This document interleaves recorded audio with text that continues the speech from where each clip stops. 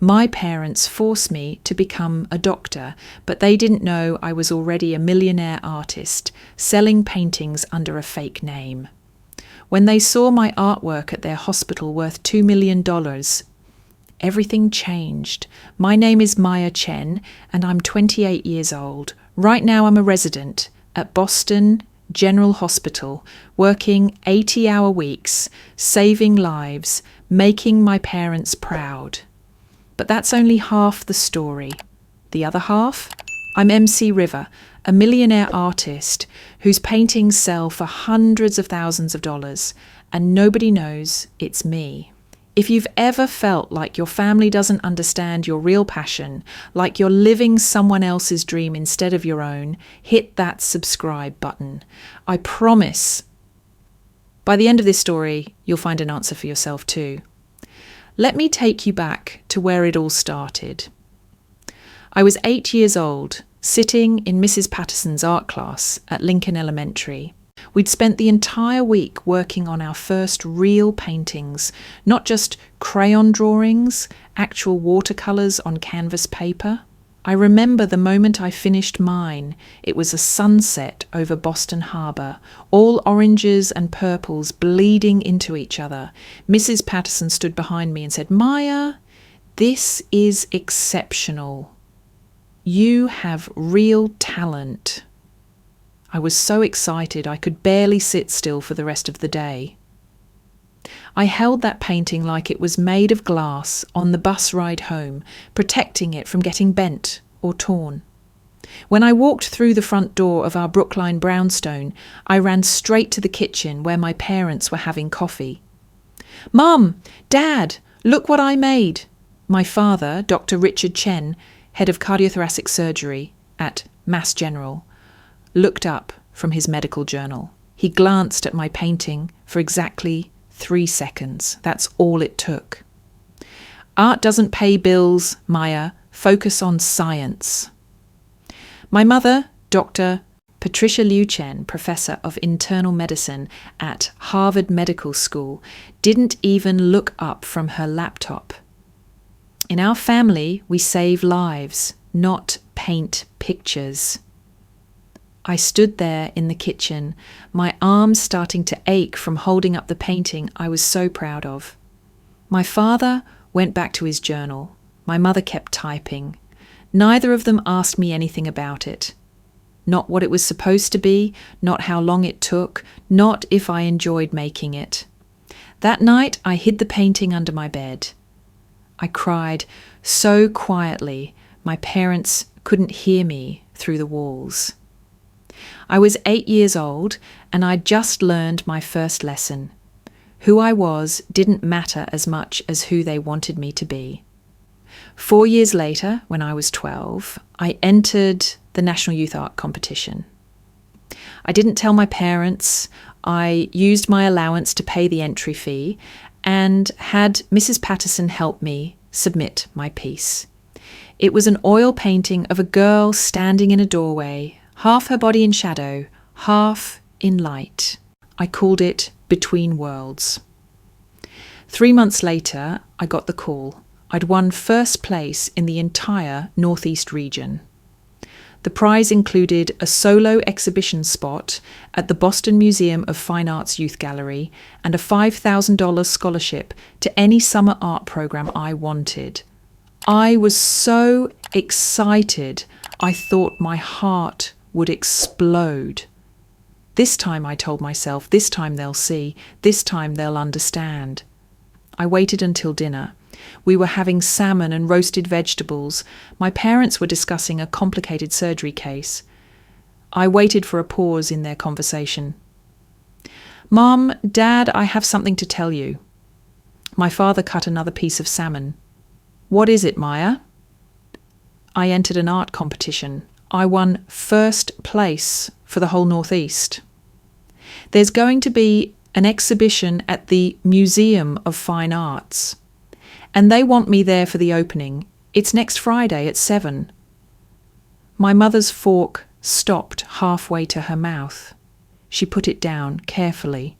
"Next Friday, Maya, That's the dinner with Dr. Harrison. He's considering your father for department chair. It's just one night, I said, my voice small. It's really important to me. My father shook his head.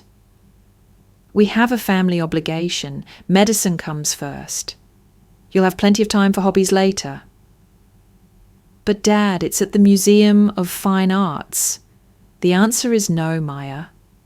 His voice had that final tone, the one that meant the conversation was over. Stop wasting time on childish hobbies. You need to focus on getting into a good college. Pre-med track. I was 12. Pre-med wasn't for another 6 years, but it didn't matter. That Friday night, I sat at a table with a bunch of my parents' colleagues, wearing a dress my mother picked out, smiling when I was supposed to smile. While across the city, my painting hung in a museum, and nobody from my family was there to see it. The worst part? Mrs. Patterson took photos. She gave them to me the next week. There were maybe 50 people at the opening, including the other young artists and their families. Everyone had someone there. Everyone except me. I put those photos in a box under my bed, next to the painting from when I was 8. High school was when things got really bad. Or maybe when I got really good, depending on how you look at it. I kept painting in secret. I'd tell my parents I was at the library studying, but I'd go to the community art centre instead. I got better. A lot better. When I was 16, I submitted my portfolio to the Art Institute of Chicago. It was one of the best art schools in the country. I didn't think I'd actually get in. I was just hoping, dreaming. The acceptance letter came in March of my junior year. Full scholarship. 4 years. Everything paid for. They wanted me. I held that letter in my hands for an hour before I got the courage to show my parents. It was a Saturday morning. My father was reading the newspaper at the kitchen table. My mother was meal prepping for the week. I got accepted to the Art Institute of Chicago, I said, my voice shaking. Full scholarship. It's one of the best art schools in the world. My father looked up. For a second, just a second, I thought I saw something in his eyes. Pride, maybe. Or surprise. Then he took the letter from my hands and tore it in half, then quarters, then smaller pieces. You're going to Harvard pre-med. This conversation is over. I watched the pieces of my acceptance letter flutter to the kitchen floor like snow. My mother didn't even turn around from the counter. We didn't raise you to be a starving artist, Maya. You'll thank us later. I got down on my hands and knees and picked up every single piece. I took them to my room and tried to tape them back together, but there were too many pieces and some were too small. I cried so hard I couldn't breathe. I cried so hard my throat hurt for days. That night, something inside me broke. Or maybe it finally became clear. My parents would never see me. They would never accept who I really was, so I made a decision. If they wanted Dr. Maya Chen, they could have her. But the real me, the artist, she would stay hidden. She would stay safe. She would belong only to me. The night before I left for Harvard, my parents threw a party. It was supposed to be a celebration, but it felt like a funeral, my funeral. The death of every dream I'd ever had that didn't fit their blueprint. The house was full of doctors and professors, all congratulating my parents on their brilliant daughter. My father kept introducing me the same way. This is Maya, our daughter, future cardiothoracic surgeon, following in my footsteps. Every time he said it, I felt myself disappearing a little more. Halfway through the party, I tried one more time. I pulled my mother aside into the study. "Mum, I need to tell you something. I don't want to be a doctor. I want to study art. I want—" She grabbed my arm, hard enough to leave marks. Her voice was a furious whisper. "Don't you dare embarrass us in front of our colleagues after everything we've sacrificed for you. The private schools, the tutors, the opportunities. You're being selfish, Maya. Incredibly selfish." She walked away. I stood there alone in the study, surrounded by my father's medical awards and my mother's published research papers. There wasn't a single piece of my art anywhere in this house. Not one. That night, after everyone left, I went to my room and looked at my art supplies for the last time. Or so I thought. I picked up one of my brushes, the one I'd used for hundreds of paintings. "They'll never see me," I whispered to myself. "So I'll become someone they can't see."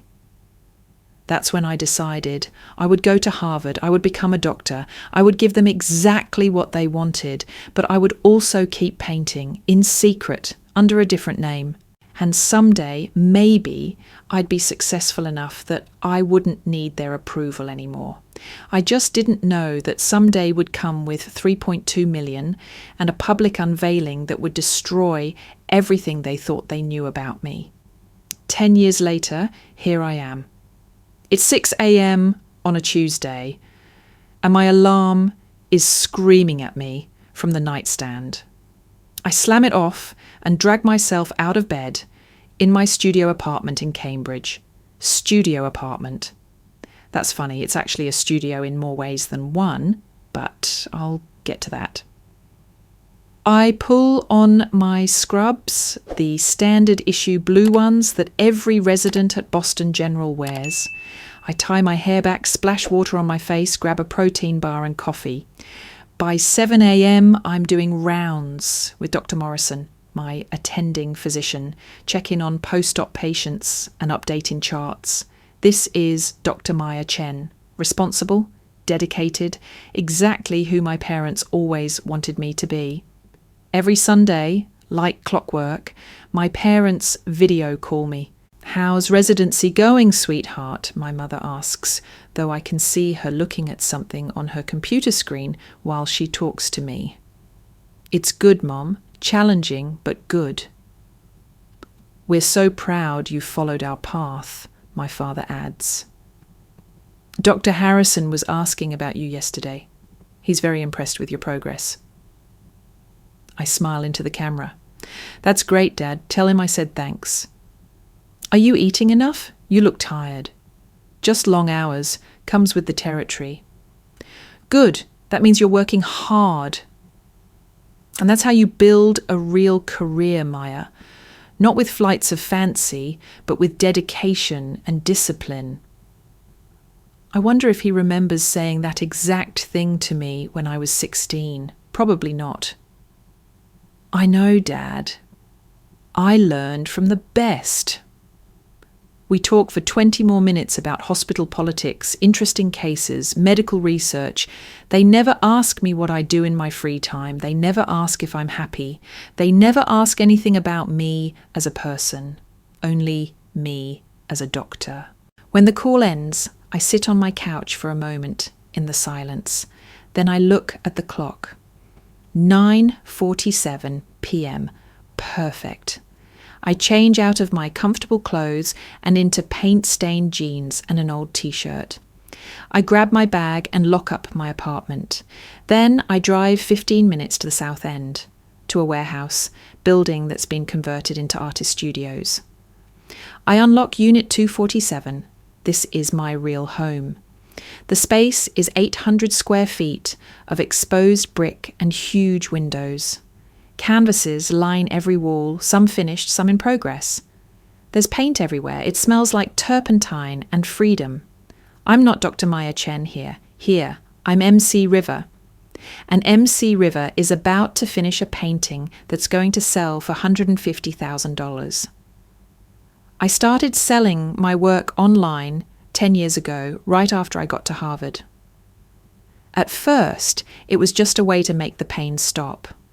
I'd paint late at night after studying, pouring all my frustration and sadness into abstract pieces that nobody would ever connect to me. I used a pseudonym, set up an anonymous seller account, and listed a few pieces for $500 each. They sold in 3 days.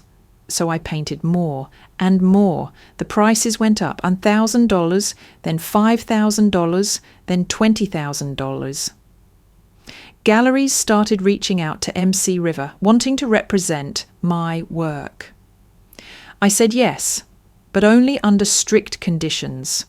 Complete anonymity, all communications through email and encrypted channels, payments to an LLC I'd set up. By the time I graduated from Harvard, I had $400,000 in the bank. By the time I started medical school, it was $1.2 million. Now, at 28, 10 years after that first painting sold, I have $3.2 million in assets. My paintings hang in galleries in 27 countries. Collectors fight over my work. Art critics write essays analysing MC River's exploration of hidden identity and enforced conformity. They have no idea how literal that is. The painting I'm working on tonight is called The Invisible Daughter. It's massive, 6 feet by 8 feet. In it, a young woman sits in darkness, surrounded by medical textbooks. In her hand is a broken paintbrush. Her face shows a silent scream. Her eyes are looking directly at the viewer, begging to be seen. It's the most personal thing I've ever created. It's also the most painful. I've been working on it for 3 months, only late at night when I can't sleep, when the weight of living 2 lives gets too heavy. At 3 a.m., I finally put down my brush. It's finished. I step back and look at it. Really look at it. This is me. This is who I've been for 20 years. The girl screaming in silence while everyone around her sees only what they want to see. I take a photo and send it to my gallery in New York. Sarah Morrison, the owner, is the only person who knows who I really am. She's been representing me for 5 years now, and she's become more than my art dealer. She's my friend, my only real friend. My phone buzzes 30 seconds later. Sarah, holy shit, Maya, this is your best work. This is museum quality. This is career defining. Me, it's probably too personal. Nobody will want it. Sarah, are you kidding? This is exactly what people want from MC River. Raw, vulnerable, real. I have collectors who will pay $500,000 for this. Easily. I stare at the painting. $500,000 for 20 years of pain, immortalized in oil and canvas. Me. I don't know if I can sell this one. It feels like selling a piece of my soul. Sarah, then don't sell it, donate it, gift it, put it in a museum. But Maya, the world needs to see this. You need to be seen. I don't answer. I just sit on my paint-stained floor, looking at the girl in the painting who looks exactly like me. And I wonder what would happen if my parents ever saw it.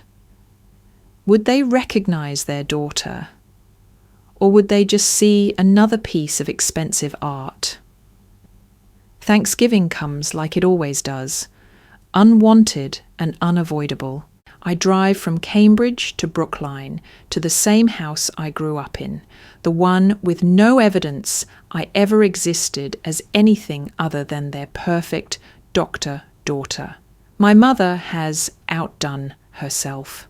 The dining room table is set for 12, all colleagues from the hospital. I recognize most of them. Dr. Harrison, the department chair, Dr. Patel and his wife, Dr. Reeves from oncology, a few others. I show up with a bottle of expensive wine and a smile I don't feel. Maya, my mother kisses my cheek. You look tired. Are you sleeping enough? Residency doesn't really allow for sleep, Mum. Good means you're working hard. I've heard that before many times. I make small talk with the guests, all medical talk, case discussions, hospital, politics. Somewhere between the appetizers and the main course, I pull out my phone and scroll through my Instagram. My art Instagram, the one nobody knows, is mine. A museum in Tokyo just reposted my work, 47,000 likes. The comments are in multiple languages, all saying beautiful things about the emotion, the depth, the pain made visible. Maya, phone away at the table. My mother's voice cuts through my thoughts. I put it away. Back to the real world, the world where I'm just a resident. Nothing special, nothing interesting. Dinner is served. Turkey, all the traditional sides. My father stands to make a toast. I want to thank everyone for being here tonight. This year, I'm especially grateful for my daughter Maya, who's following in our footsteps, carrying on the Chen family legacy of medical excellence. Everyone raises their glasses. I raise mine too, smiling like I'm supposed to. Then I do something stupid or brave. I'm still not sure which. Actually, I wanted to share something too. The table goes quiet. My mother's eyes narrow slightly. I'm going off script. I reach into my bag and pull out a slim portfolio. It's a collection of sketches I've been working on, preliminary studies for future paintings. I've never shown these to anyone except Sarah. I've been working on something outside of medicine. I wanted to share it with... Not now, Maya. My mother's voice is ice. Dr. Harrison is about to announce his new research grant. This is important. My father nods. We can talk about your hobbies later? Dr. Harrison launches into a description of his cardiothoracic research funding. Everyone listens intently. My portfolio sits on my lap, unopened, unseen. The rest of dinner passes in a blur. I sit there, smiling, nodding, being the perfect daughter, while inside I'm screaming as loud as the girl in my painting. After dessert, people start to leave. I help my mother clean up in the kitchen. "What was that at dinner?" she asks, not looking at me. "I just wanted to share something I've been working on." "Maya, you need to read the room better. That was an important professional dinner, not the time for your distractions." "They're not distractions, Mom. They're important to me." She finally looks at me. "More important than your career. More important than the opportunities your father and I have worked so hard to give you." I want to say yes. I want to scream it, but I don't. I just dry the dishes in silence while my mother goes back to talking about hospital politics. I drive home at midnight, my portfolio still unopened on the passenger seat. When I get back to my apartment, I don't even bother going to sleep. I drive straight to my studio and paint until the sun comes up. The painting I create that night is violent and angry, all sharp edges and bleeding colours. I title it "The Silent Scream Continues." It sells 3 days later for $75,000. 2 weeks before Christmas, something extraordinary happens. My personal email, the one connected to my MC, River Identity, gets a message from Newbury Street Gallery, one of the most prestigious contemporary art galleries in Boston. "Dear MC River, we would be honoured to host a solo exhibition of your work. We have February 14th available. We believe your art deserves to be seen by the Boston community, and we'd like to make this your largest showing yet. Please let us know your thoughts." I stare at the email for 20 minutes. A solo exhibition in Boston, where my parents live, where I live, where my two worlds could collide. I forward the email to Sarah without comment. She calls me immediately. Are you thinking what I'm thinking? That this is an incredibly bad idea? Know that this is fate. Maya, you've been hiding for 10 years. Maybe it's time. Time for what? To blow up my entire life? To lose my family? Do you really have them now? Her voice is gentle but firm. When's the last time they asked about your life? Your actual life, not just your residency? I don't have an answer for that. Think about it, Sarah says. Sleep on it. But Maya, you can't live in shadows forever. Eventually, you have to choose. I don't sleep on it. I write back to Newbury Street Gallery and accept their offer. The exhibition is scheduled for February 14th, Valentine's Day. How fitting. A day about love, and I'm going to display 20 years of proof that I've never been loved for who I really am. But I'm not ready to reveal my identity yet, so the exhibition will still be for MC River, anonymous artist. I'll attend, but I'll blend in with the crowd, just another viewer. That's what I tell myself. Anyway, Christmas dinner is more of the same.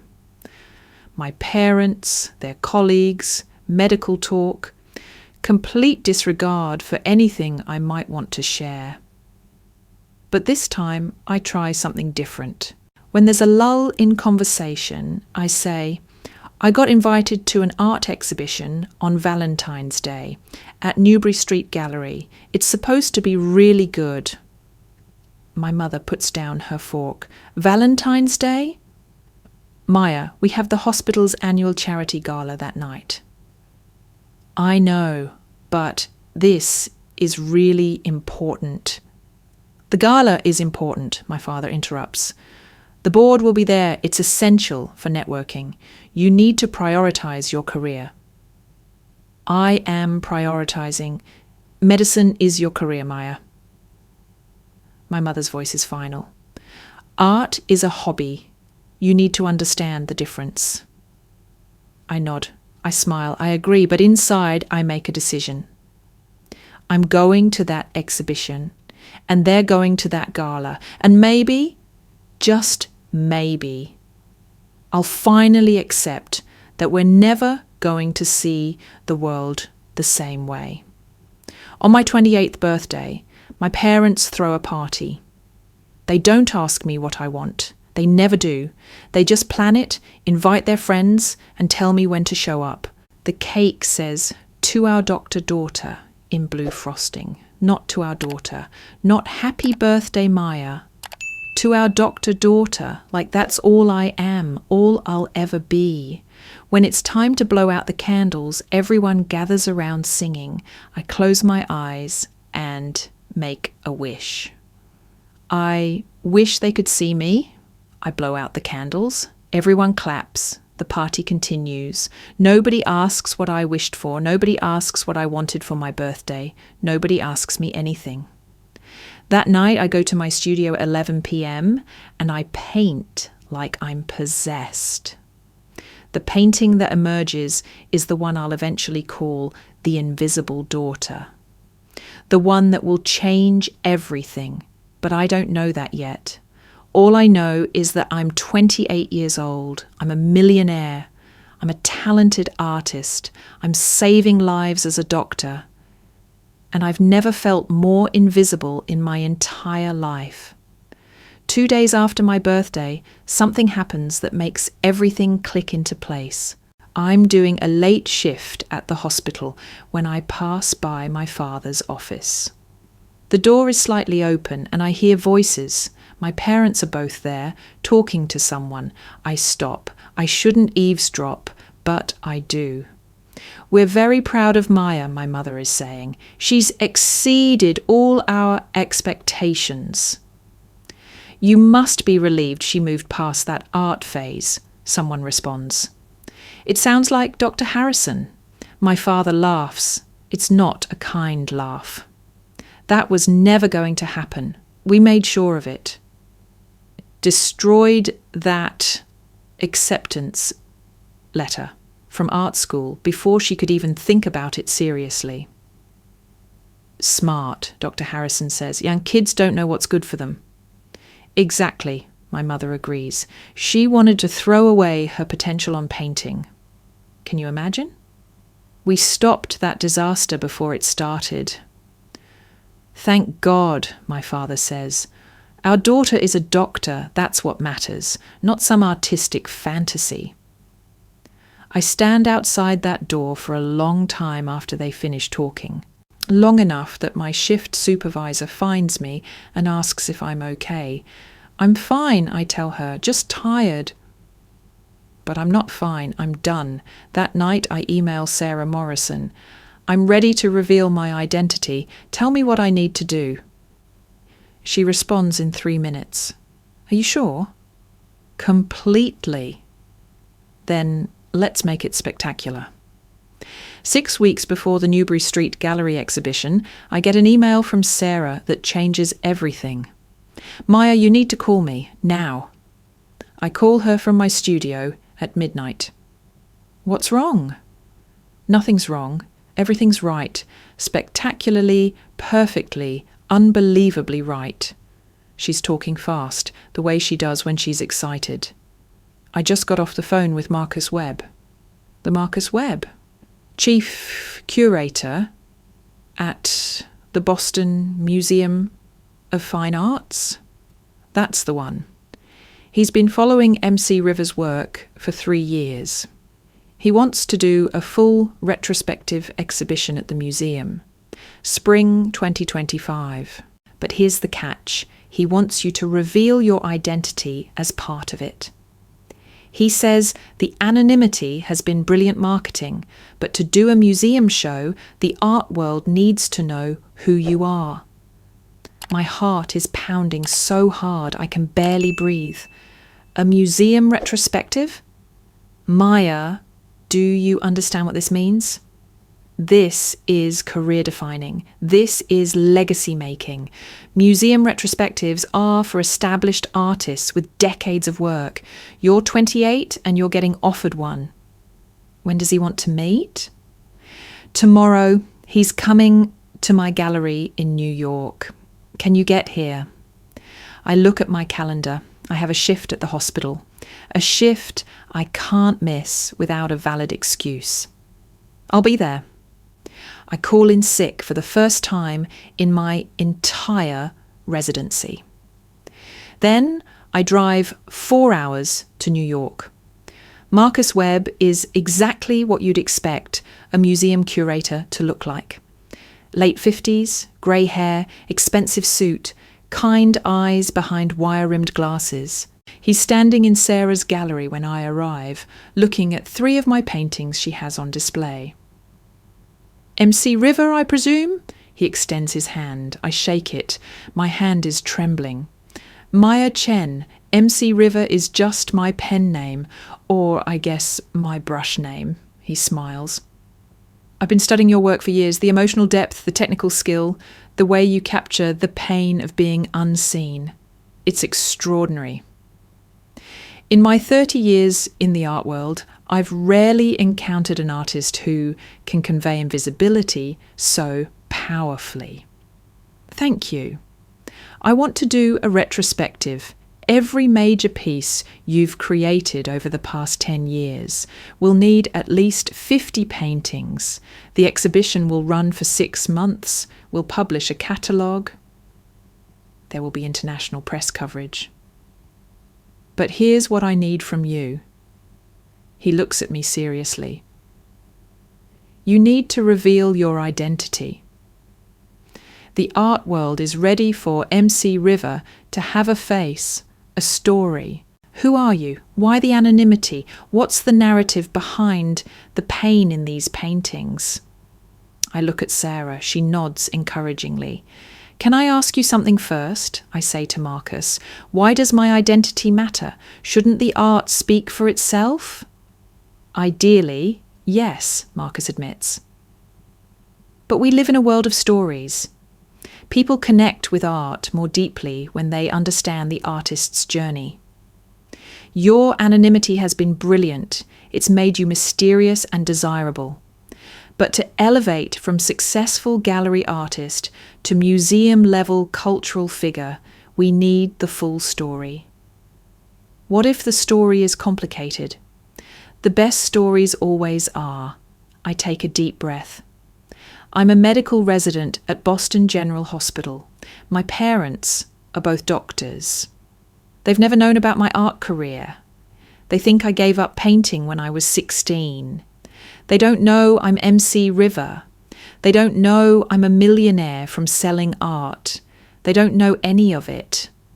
Marcus stares at me for a long moment. Then he starts to smile. That's perfect. That's absolutely perfect. Maya, do you understand what a powerful narrative this is? The dutiful daughter living a double life, honouring her family's wishes while building a secret empire in the exact field they rejected. This is the kind of story that transcends the art world. This is human interest. This is universal. They're going to hate me, I whisper. Maybe, Marcus says gently, but you'll be free, and isn't that worth something? I think about my painting, The Invisible Daughter. I think about 20 years of silence. I think about birthday cakes that say Dr. Daughter and portfolios left unopened and acceptance letters torn to pieces. Yes, I say. It's worth everything. Marcus pulls out a contract. Then let's make history. 2 weeks later, I'm back in Boston, back in my studio working on the final pieces for the museum retrospective when Sarah calls again. You're not going to believe this? Try me? After the last phone call, I'll believe anything. Boston General Hospital just reached out to my gallery.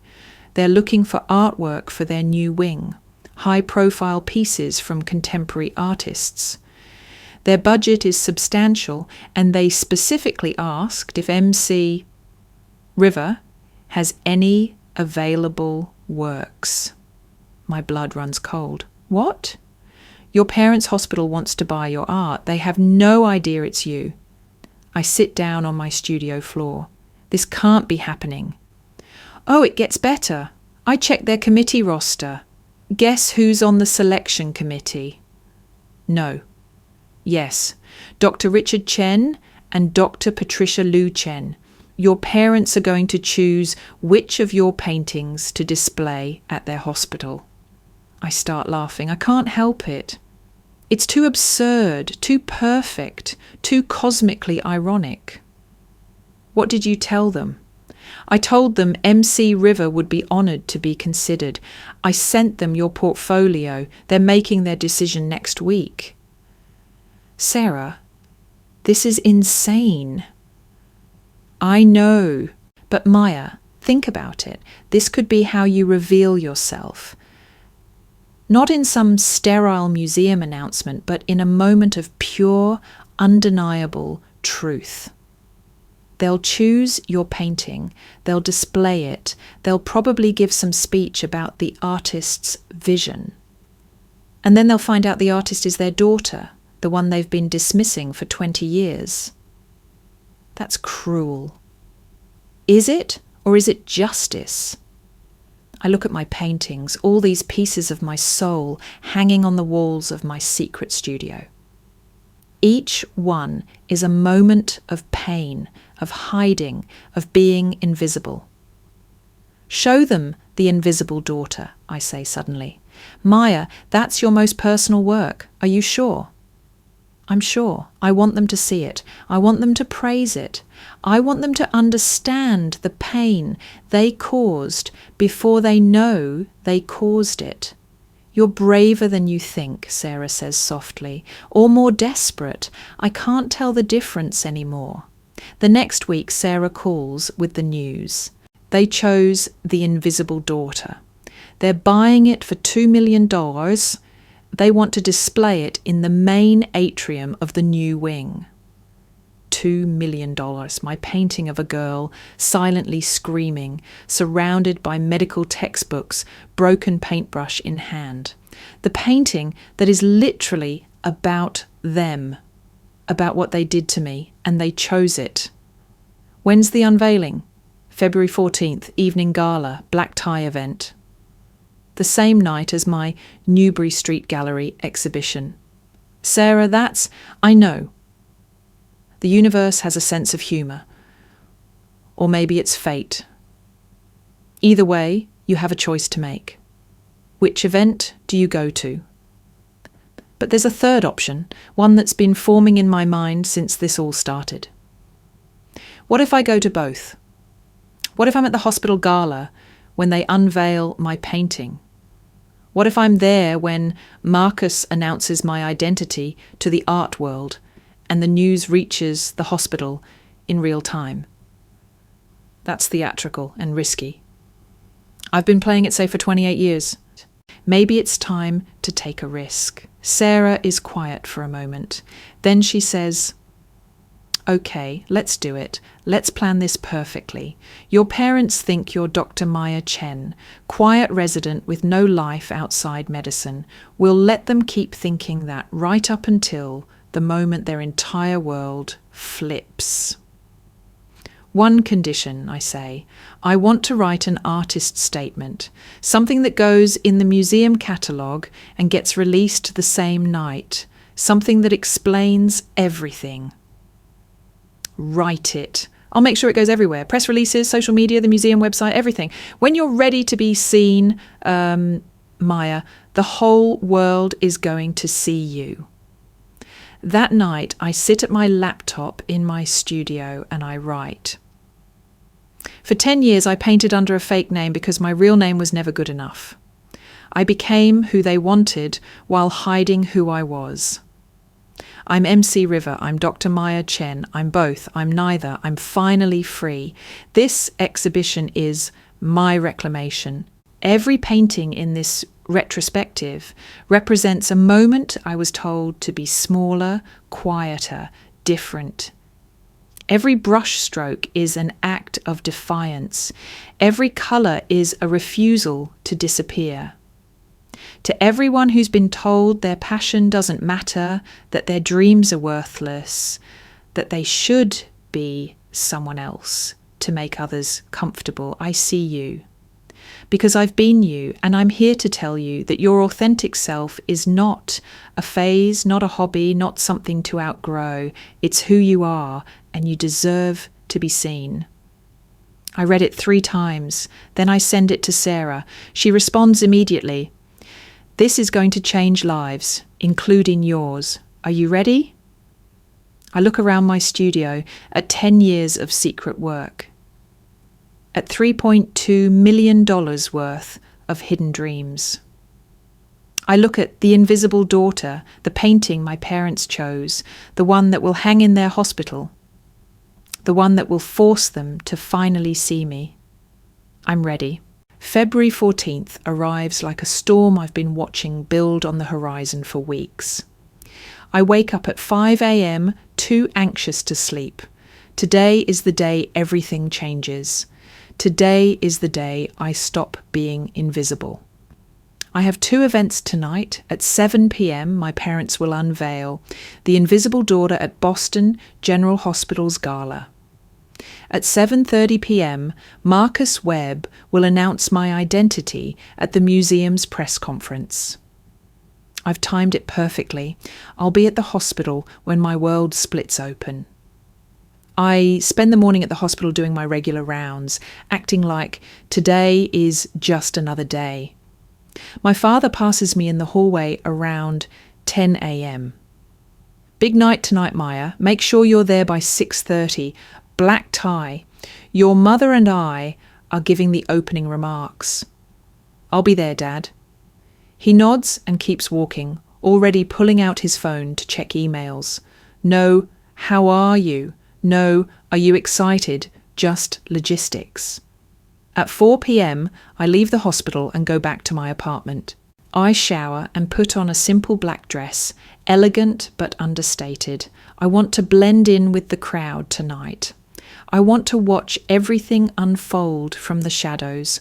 One last time. My phone buzzes. It's Sarah. Everything's set. Marcus is ready. Press is ready. Your artist statement goes live at 7:45, 15 minutes after the hospital unveiling. The timing is perfect. How are you holding up? I don't know what I am, I text back. Terrified, relieved, both? Both is good. Both means you're human. You've got this, Maya. Tonight, you take your life back. At 6:15, I arrive at Boston General. The new wing is stunning, all glass and modern architecture, a stark contrast to the older building. The atrium where they're displaying my painting is 3 stories tall, with natural light flooding in from the skylights above. Except it's evening now, so the skylights just show darkening sky, and the whole space is lit with dramatic spotlights. In the centre of the atrium, covered with a red velvet cloth, is my painting. 200 people mill around in tuxedos and evening gowns. Doctors, donors, board members, local politicians. Everyone who matters in Boston's medical community is here.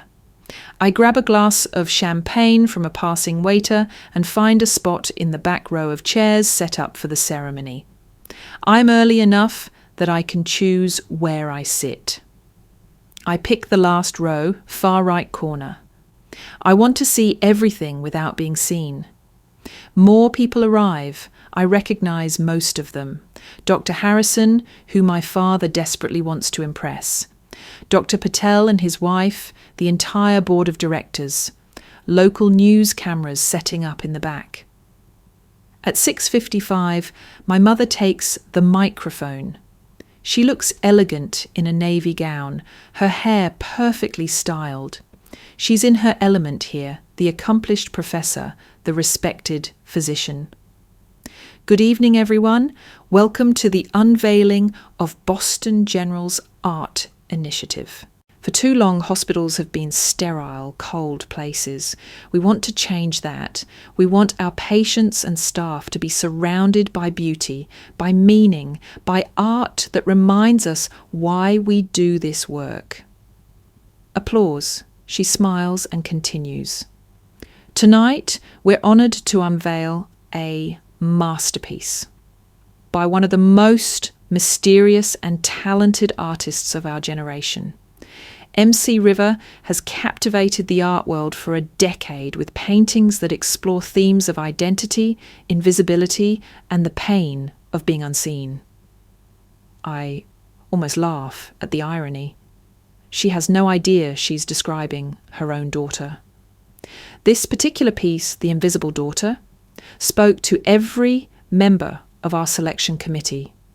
It's powerful, it's moving, and it perfectly captures the feeling of being overlooked, of having your voice silenced. As healthcare providers, we see this in our patients every day. We see people who feel invisible in the healthcare system.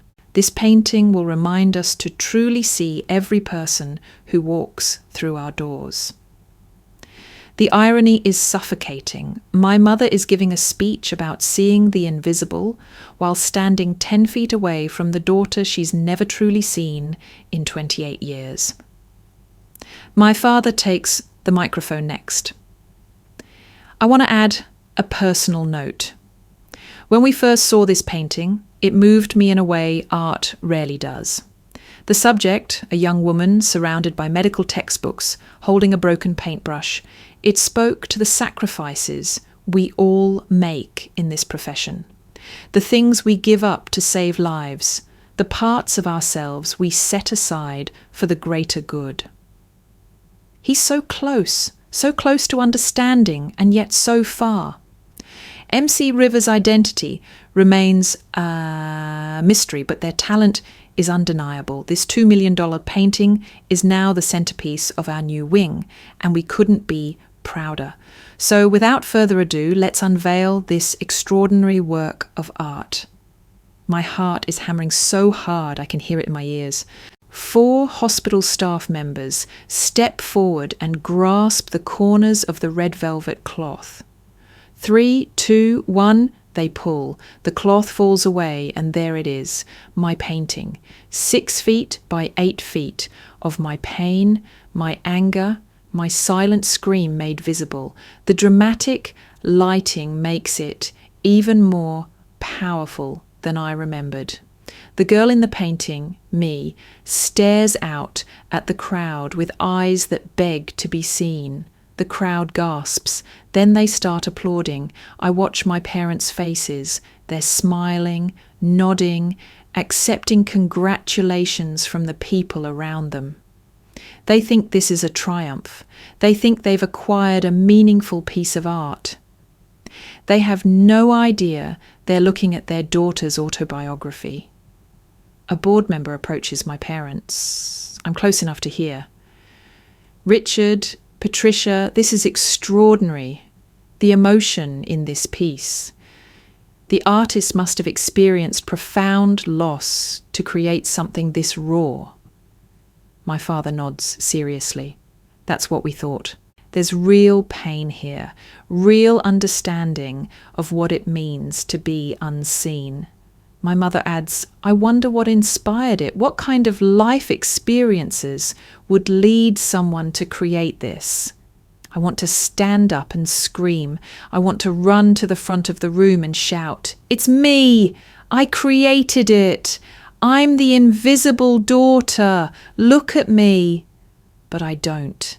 I sit perfectly still in my chair, holding my champagne glass, watching my parents admire my pain without recognizing it. More people gather around the painting. Camera flashes go off. A local news reporter interviews my father about the hospital's new art initiative. Dr. Chen, what drew you to this particular piece? The emotional authenticity, my father says confidently. You can tell this artist has lived through what they're depicting. That's not something you can fake. This is real suffering, made beautiful. The reporter nods. Any idea when we'll learn MC River's identity? We're hoping eventually. But honestly, the mystery adds to the allure. This artist has captured something universal. The feeling of being invisible, especially to the people who should see you most. As a parent myself, this painting is a reminder to truly see our children, not just the versions of them we expect or want. I have to bite my lip to keep from laughing or crying. I'm not sure which. He's so close. He's saying all the right words, but he doesn't mean them, not really. Because if he did, he would have seen me years ago. At 7:30, my phone buzzes. It's Sarah. Marcus is starting the press conference. It's streaming live. Are you ready? I open my phone and navigate to the Boston Museum of Fine Arts website. There's a live stream of Marcus Webb standing at a podium, surrounded by art journalists and critics. Good evening. Thank you all for coming. Tonight, I have the privilege of announcing something the art world has been waiting for. After 10 years of mystery, MC, River has agreed to reveal their identity. My hands are shaking so badly I can barely hold my phone. MC River is Dr. Maya Chen, a 28-year-old medical resident at Boston General Hospital. Dr. Chen has been creating art in secret for over a decade, while simultaneously pursuing a medical career at her parents' insistence. The journalists start shouting questions immediately, but Marcus holds up his hand. Dr. Chen's story is extraordinary. She was told from childhood that her passion for art was worthless, that she needed to become a doctor to have value. Rather than abandon her true calling, she created a double life. By day, she saves lives. By night, she creates art that has sold for over $15 million collectively. Her work hangs in galleries in 27 countries. She's built an empire her family knew nothing about. At the hospital gala, phones start buzzing. People are getting notifications, checking Twitter, reading news alerts. I can see the moment the information starts spreading through the crowd. Confused looks, people whispering to each other, pulling out phones to verify. Someone near the front says loudly, "Wait, MC, River is a doctor? Here in Boston?" Another voice, "It says Boston General Hospital." That's this hospital. My mother pulls out her phone. I watch her face change as she reads. Confusion, disbelief, then something like horror. My father is still talking to a donor when someone shows him a phone. He reads whatever's on the screen. His face goes completely white. The room is buzzing now. Everyone's looking at their phones, reading the breaking news. MC River revealed. Secret artist identity shocks art world. Boston doctor living double life. And then someone says it. A resident I work with, standing near the front, pointing at the painting. "Oh my God, Maya Chen, that's Maya, she works here. I do rounds with her." The room goes silent. 200 people turn to look at the painting with new eyes. Seeing it not as anonymous art but as autobiography, seeing the medical textbooks, the broken paintbrush, the silent scream, understanding. My mother's voice cuts through the silence. That's impossible. But Dr. Harrison has already pulled up Marcus Webb's live stream on his phone. He holds it up so the screen projects on the wall behind the painting. Marcus is still talking. Dr. Chen's work explores themes of enforced invisibility, particularly within families. Her most famous piece, The Invisible Daughter, was actually purchased by her parents' hospital. They had no idea they were buying their own daughter's painting. They had no idea their daughter was one of the most successful artists of her generation. The crowd at the gala gasps. All eyes turn to my parents. My father looks like he's been punched. My mother's hand is over her mouth. "Where is Maya?" someone asks. "Is she here?" I stand up. Every head in the room turns to look at me. I'm standing in the back row in my simple black dress, holding my champagne glass. For a moment, nobody moves. Then I start walking. Down the aisle between the chairs, toward the front, toward my parents, toward my painting. My footsteps echo in the silent atrium. When I reach the front, I turn to face the crowd. Someone hands me a microphone. I don't remember reaching for it, but suddenly it's in my hand. I look at my parents, really look at them. They're frozen, staring at me like they've never seen me before. Maybe they haven't. "Mum? Dad?" My voice comes out steady, stronger than I expected. "For 28 years you told me who I should be. You never asked who I was." My mother starts to speak, but I keep going. "This painting, the one you chose, the one you paid $2 million for, the one you called extraordinary and moving. This is me. This has always been me, the girl you couldn't see, the artist you called a fantasy, the daughter you lost the day you chose your dream over mine." The room is so quiet I can hear my own heartbeat. I turn to face the crowd, 200 faces staring at me, camera phones recording. This is it. This is my moment. I painted this 3 years ago after my 25th birthday. The night I realized I'd spent my entire life invisible to the people who should have seen me first. I called it the invisible daughter because that's what I was. That's what I've always been. A daughter who was only visible when she fit the mold. who only mattered when she became what you wanted. I point to the painting. Tonight, $2 million worth of worthless art hangs in the hospital where my parents work. Art they chose, art they praised, art they had no idea their disappointment created. Behind me on the wall screen, Marcus is showing slides of my other paintings. Sales records, gallery exhibitions, press coverage, New York Times, Art Forum, Vogue, museum acquisitions. Dr. Maya Chen MC River has built an empire valued at over $15 million while working 80-hour weeks as a medical resident. She is both doctor and artist. She is both the daughter her parents wanted and the woman they refused to see. A man near the front starts clapping. Then another. Then the entire room erupts in applause. Standing ovation. Everyone except my parents. They're still frozen, staring at me. My mother's mascara is running. My father's hands are clenched at his sides. Dr. Harrison pushes through the crowd to my parents. Richard, Patricia, you must be incredibly proud. Your daughter is extraordinary. She's achieved more by 28 than most people do in a lifetime. Doctor and artist. That's remarkable. My father's voice is barely audible. We didn't know. Know what? Dr. Harrison asks. That she was talented, that she was successful, that she had dreams beyond medicine?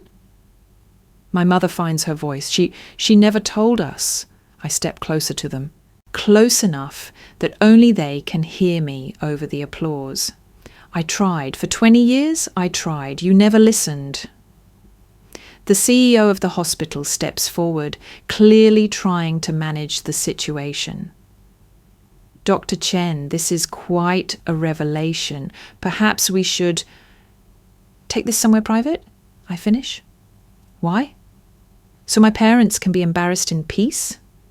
So we can pretend this is a family matter and not a public reckoning? I turn back to the crowd and raise my voice. For anyone here tonight who's ever felt invisible, for anyone who's been told their passion doesn't matter, for anyone who's been forced to choose between who they are and who others want them to be, I want you to know you don't have to choose. You can be both. You can be everything. More applause. People are crying. I see several younger doctors and residents with tears streaming down their faces. They understand. They've lived this in their own ways. My phone buzzes. It's Sarah. You're trending worldwide. Her invisible daughter is #1. Your artist statement just posted. You did it, Maya. The whole world sees you now.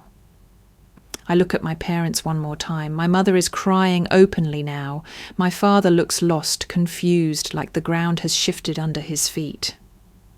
I have to go, I tell them. I have another event.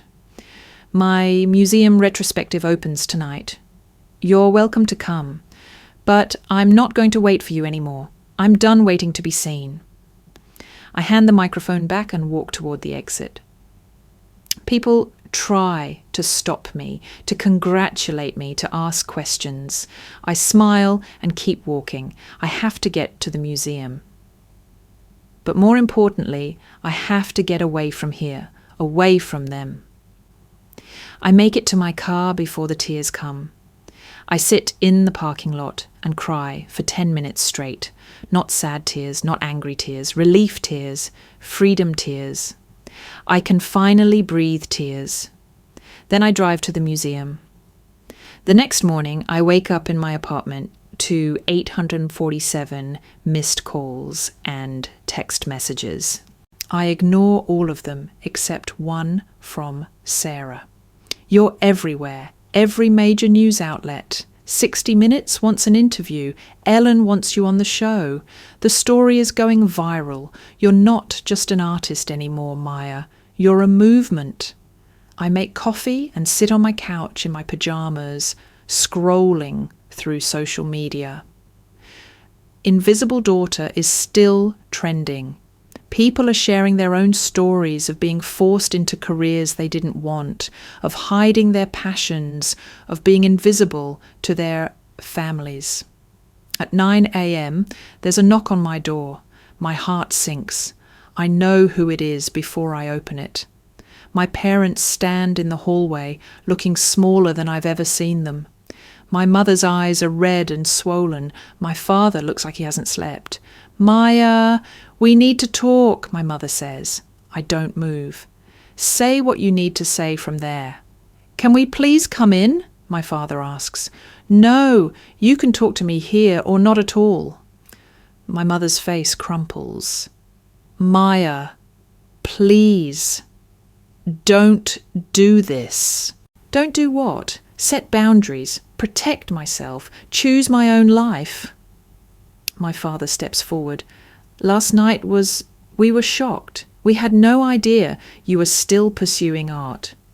Still pursuing, like it was a phase. I shake my head. Dad, this isn't a hobby. This isn't something I do in my spare time. This is who I am. This is what I've always been. We just wanted what was best for you, my mother says. No, you wanted what was best for you, what looked good, what fit your vision of success. You never once asked what I wanted. That's not fair, Maya. My father's voice is rising. We gave you every opportunity. The best schools, the best education. You gave me every opportunity to be you, not to be me. Silence. They don't have an answer for that. My mother tries again. We came to apologize and to try to understand. You came to manage your embarrassment, I say flatly. Half the hospital knows now, all your colleagues, the board, the news. You're not here for me, you're here for your reputation. My father's jaw tightens. That's not true. Isn't it? When's the last time you asked about my life, my real life, not just my residency? When's the last time you asked if I was happy? When's the last time you saw me as anything other than your trophy daughter? Neither of them answers. That's what I thought, I say. You can come in, but only if we do this my way. Only if you're ready to hear things you don't want to hear. Only if you're ready to be uncomfortable. They exchange a glance. Then my mother nods. I open the door wider. They step inside and immediately stop. My apartment is filled with art, paintings, sketches, supplies, a life they never knew existed.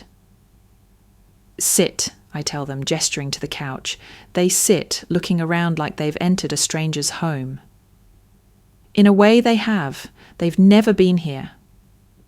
In 3 years of living in this apartment, they've never visited once. I pull out a folder from my bookshelf. Inside are pieces of my past, evidence of every moment they chose to ignore me. Do you remember when I was 8? I ask. I brought home my first real painting. My father opens his mouth to speak, but I hold up my hand. You looked at it for 3 seconds. You said, and I quote, "Art doesn't pay bills. Focus on science." I was 8 years old, and you killed my dream in 1 sentence. I pull out another memory. Age 12, National Art Competition, first place. I won $5,000 and a spot in a museum exhibition. You skipped my ceremony to have dinner with Dr. Harrison. My mother's hand goes to her throat. Age 16, full scholarship to Art Institute of Chicago, one of the best art schools in the country. You ripped the acceptance letter in half, then quarters, then smaller pieces. I spread the taped together letter on the coffee table in front of them. I've kept it all these years. Do you see this? This is what you did. This is what you've always done. You've torn apart every dream, every achievement, every part of me that didn't fit your plan. My father's hands are shaking. We were preparing you for reality. Whose reality? Because my reality is $15 million in art sales. My reality is paintings in 27 countries. My reality is being offered a museum retrospective at 28 years old. Was that not real enough for you? The room is silent, except for my mother's quiet crying. Age 22, I sold my first painting for $50,000. I tried to tell you. You said, focus on your boards. Age 25, I was featured on the cover of Art Forum magazine. You never asked about my life outside medicine.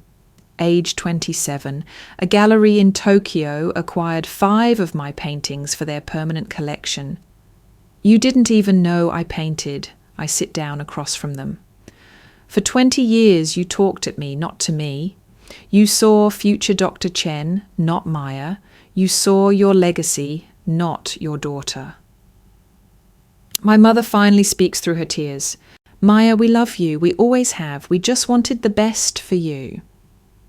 No. My voice is hard. You wanted your version of best. You wanted the life that would make you proud, the life that would prove you were good parents, the daughter who would validate your choices. My best was never good enough because it wasn't yours. My father stands up, agitated. This isn't fair. We sacrificed everything for you. No, I stand too. You sacrificed me for your image of what a good daughter should be. There's a difference. We gave you opportunities. You gave me your opportunities, your dreams, your path. You never once asked what mine were. My mother tries a different approach. We can fix this, Maya. Come home for Sunday dinner. We'll tell everyone about your art career. We'll celebrate you properly. Celebrate me now? I laugh, but there's no humour in it. After I don't need your approval anymore, after I've already succeeded without you. That's not what I meant. Yes, it is. You want to control the narrative. You want to be the proud parents now that it's public, now that it makes you look good. But where were you when I needed you to be proud? Where were you when I was 8, 12, 16? Where were you every single time I tried to show you who I really was? My father's voice rises. You're being unreasonable. We're your parents. We deserve a chance to be part of your success. You had 28 years of chances. I'm shouting now. You had 28 years to ask me about my dreams, to support my passion, to see me. You chose not to take any of those chances. You chose your version of success over my happiness, over and over and over again. The silence that follows is heavy. My mother tries one more time. Maya, please, we're family. Family sees you, I say quietly. Family listens. Family celebrates who you are, not who they want you to be. Family supports your dreams, even when they don't understand them. You did none of that. So no, we're not family. We're strangers who share DNA. My father's face flushes red. If you walk away from us, don't expect any support. Support? I laugh again. I've been supporting myself since I was 18. I put myself through art supplies. I built my career alone. I made millions without your help. I don't need your support, Dad. I never did. That's what you can't stand. I succeeded without you. I became everything you said was impossible, and I did it while you weren't looking. So what then? My mother's voice is sharp now, defensive. You're just going to cut us off? Throw away your family? I'm not throwing anything away. I'm choosing myself. There's a difference. What will people say? My mother's voice breaks. Our colleagues, the hospital board, there it is. I nod slowly. You're worried about what people think, not about what I feel, not about the pain you caused. Not about losing your daughter, just your reputation. My father stands up. This is ridiculous. You're being dramatic. I'm being dramatic. My voice is ice. Dad, I literally painted a picture of how much pain you caused me. And you bought it for $2 million without recognizing it was about you. If that's not the perfect metaphor for our entire relationship, I don't know what is. He opens his mouth, closes it, has no response. I'm moving to New York, I announce. Next month, I'm leaving medicine. I'm going to be a full-time artist. The career you told me was worthless. My father goes pale. You can't throw away your medical degree. I'm not throwing it away. I'm choosing my real career, the one I built, and the one I actually love, the one that makes me feel alive instead of invisible. What about your patients? My mother asks. Your responsibility. My responsibility is to myself first. I can't save anyone else if I'm dying inside. And I've been dying for 28 years. My father's voice is cold now. If you leave medicine, don't expect us to support this decision. I don't. I open the door. I don't expect anything from you anymore. That's the most freeing feeling I've had in my entire life. Maya, my mother starts. No, you had 28 years to be my parents, to see me, to love me for who I am instead of who you wanted me to be. You didn't, so now I'm done waiting. I'm done hoping. I'm done being invisible. We're your family, my father says, playing his last card. Family doesn't feel like this, I say simply. Family doesn't make you hide who you are. Family doesn't kill your dreams. Family doesn't take 28 years to see you. I hold the door open wider. You should go. My mother makes one last desperate attempt. Maya, please don't do this. Let's talk about this rationally. I tried talking for 20 years. You never listened. Now I'm done talking. Now I'm living.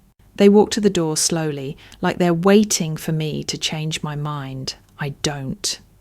At the threshold, my mother turns back. Will you at least call us? Let us know you're okay? I'll think about it. Maya, that's all I can promise. Maybe someday, but not now. Not until I'm ready. Not until you're ready to see me, not just the daughter you wanted. They leave. The door closes, and I stand alone in my apartment, surrounded by my art. And for the first time in 28 years, I feel completely, entirely, beautifully free. 6 months pass like a dream. I move to New York in March. I rent a penthouse studio in Soho with floor-to-ceiling windows that fill the space with light. I paint every day, not in the middle of the night, not in secret, but in broad daylight with the windows open. My museum retrospective runs for 6 months and breaks attendance records.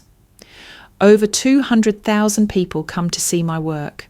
The museum extends the exhibition twice. They sell out of catalogues 3 times. I do interviews with 60 Minutes, The New Yorker, NPR. I tell my story over and over, and every time I get messages from people saying, "This is my story too. Thank you for telling it." I officially resign from my medical residency in April. Dr. Morrison, my former attending, sends me a note. Maya, you were an excellent doctor, but you're an extraordinary artist. I'm glad you chose the path that makes you come alive. Medicine's loss is the art world's gain.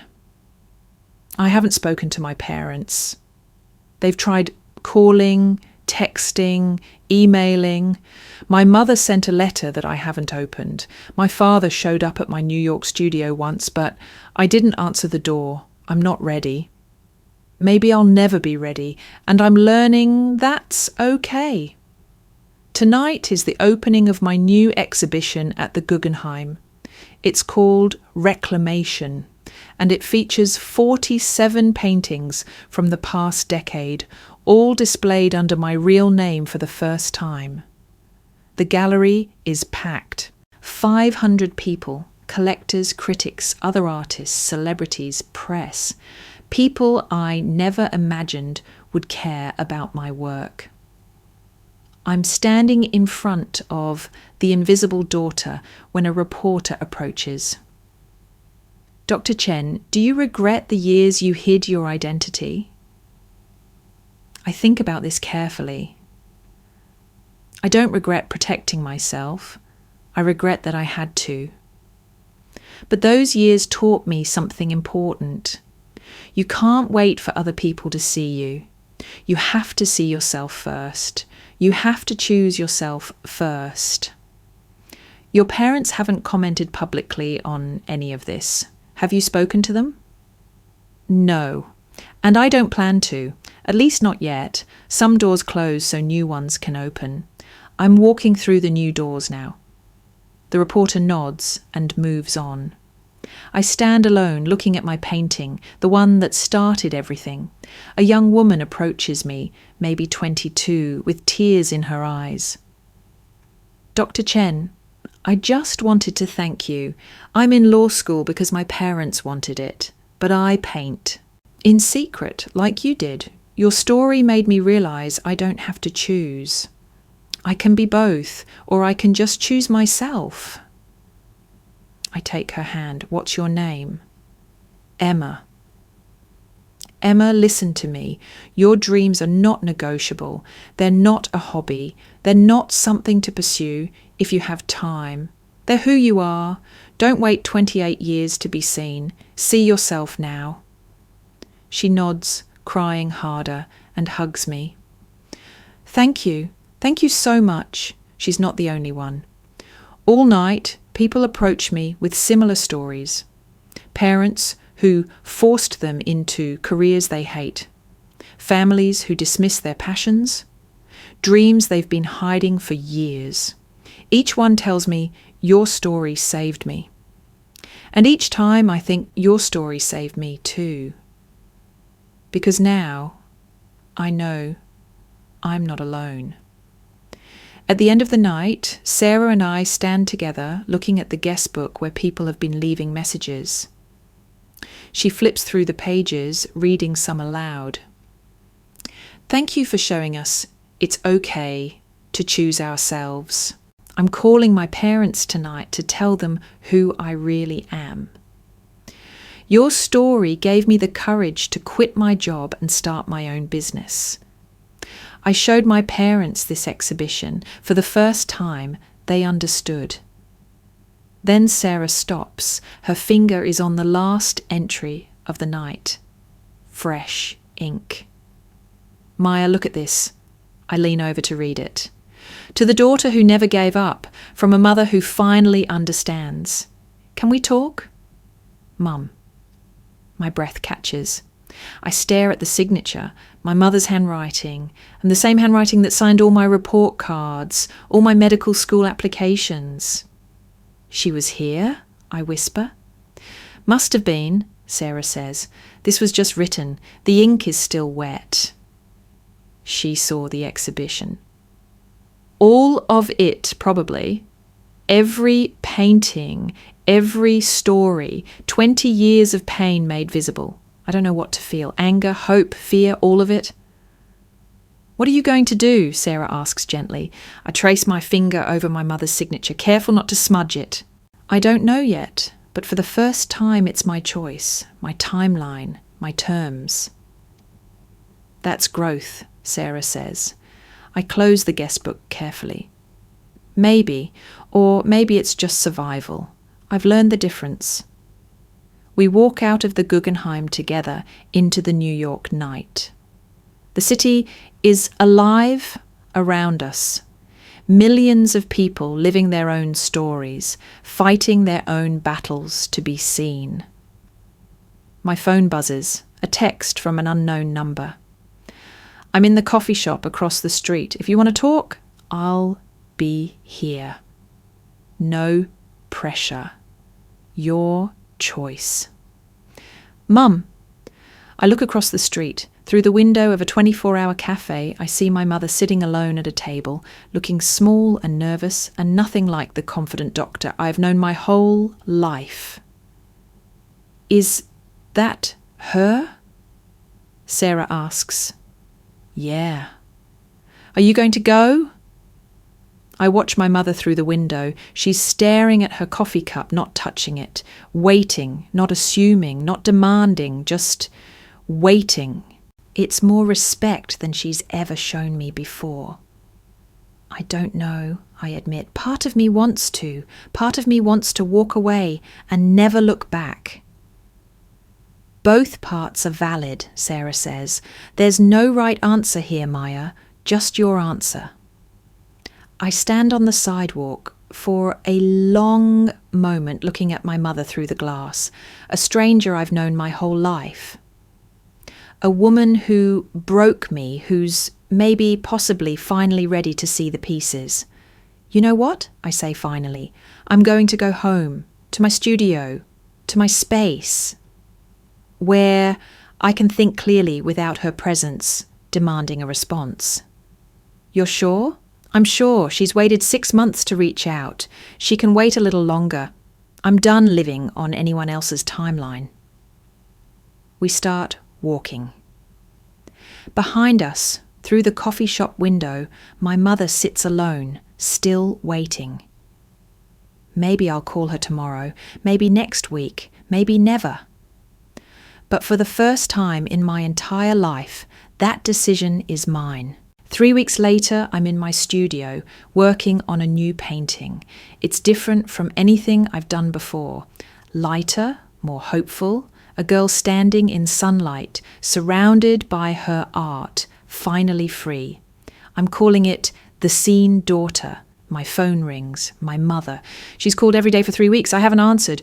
But today, something feels different. I pick up. Hello? Maya. Her voice breaks on my name. Thank you for answering.